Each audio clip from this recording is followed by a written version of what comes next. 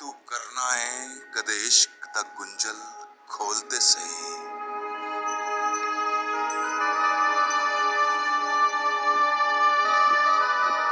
ਤੈਨੂੰ ਮਿੱਟੀ ਵਿੱਚ ਨਾ ਰੋਲ ਦੇਵੇ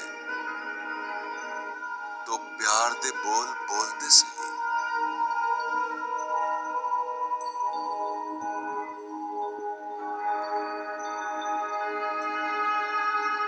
ਸੁੱਖ ਘੱਟ ਤੇ ਦੁੱਖ ਹਜ਼ਾਰ ਮਿਲਣ ਕਦੇ ਇਸ਼ਕ ਦੀ ਤਕੜੀ ਤੋਲ ਤੇ ਸਹੀ।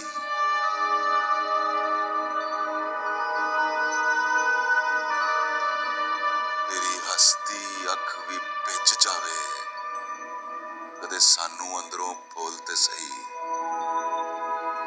ਤੇਰੇ ਪਿਆਰ ਵਿੱਚ ਜਿੰਦ ਰੋਲ ਦੇਵਾਂ ਤੂੰ ਸਮਝ ਮੈਨੂੰ ਅਨਮੋਲ ਤੇ ਸਹੀ।